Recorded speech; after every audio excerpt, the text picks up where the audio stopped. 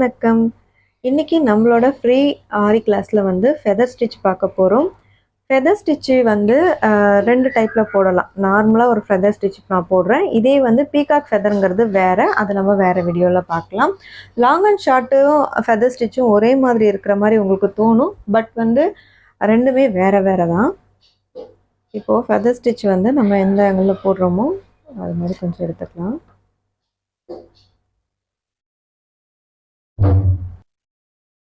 Ice cream கோன்லாம் இருக்கும் இல்லையா, அந்த மாதிரி ஷேப்பில் ட்ரா பண்ணிக்கோங்க. நான் வந்து சில்க் த்ரெட் எடுத்திருக்கேன். ஊசி வந்து சில்க் த்ரெட் நம்ம யூஸ் பண்ணும் போது 14ஆம் நம்பர் ஊசி வந்து நம்ம எடுத்துக்கணும். ஸோ நூலை வந்து ரெட்டையாக எடுத்துக்கோங்க. நூல் 2ஆக எடுத்துட்டு நாட் போட்டுக்கோங்க.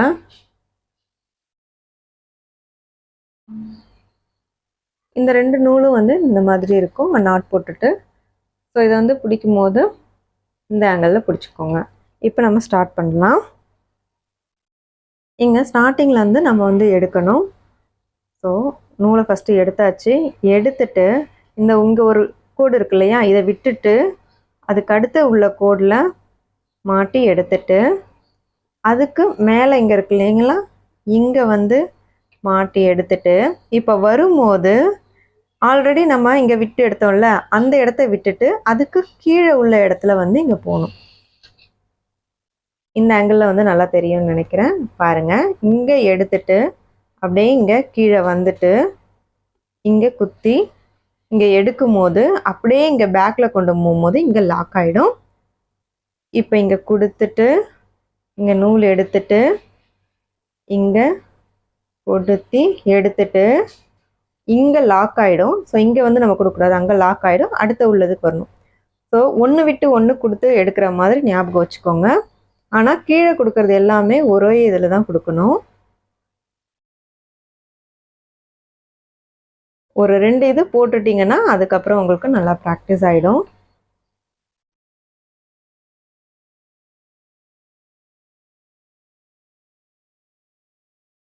இங்கே குத்த வரல அப்படின்னா அதை கவர் பண்ணுற மாதிரி நீங்கள் போடணும்.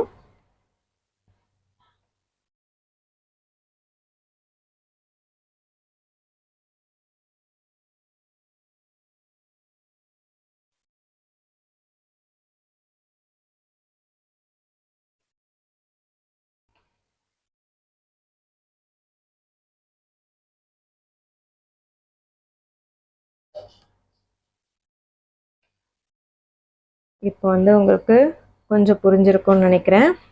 அதாவது நம்ம கோடு போட்டிருக்கோம் இல்லையா, ஒன்று விட்டு ஒன்று கொடுத்து எடுத்துகிட்டு வந்தீங்கன்னாவே கரெக்டாக வந்துடும்.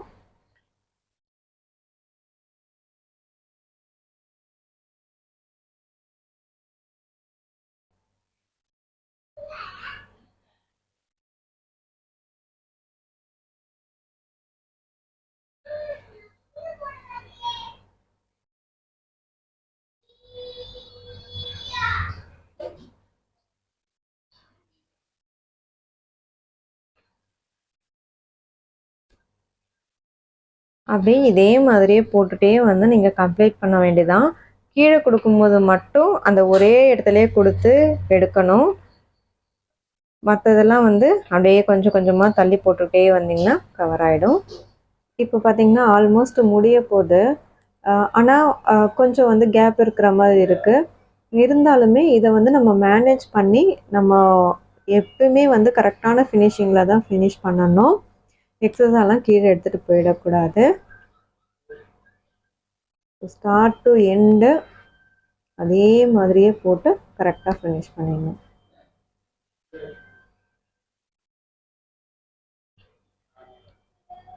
இங்கே வந்து நம்ம எண்ணெய் போட்டுடலாம். இந்த ஸ்டிச் வந்து உங்களுக்கு புரிஞ்சிருக்கும்னு நினைக்கிறேன். இது வந்து சிங்கிள் கலர்லேயே போட்டிங்கன்னா நல்லாயிருக்கும். இந்த ஸ்டிச் வந்து உங்களுக்கு பிடிச்சிருக்கும்னு நினைக்கிறேன். பீகாக் ஃபெதர் ஸ்டிச் நம்ம அடுத்தது பார்க்கலாம். இந்த வீடியோ உங்களுக்கு பிடிச்சிருந்தா லைக் பண்ணுங்கள். ஆரி ஒர்க் ஃப்ரீயாக கற்றுக்கணும்னு நினைக்கிறேன். உங்கள் ஃப்ரெண்ட்ஸ் அண்ட் ஃபேமிலிக்கு ஷேர் பண்ண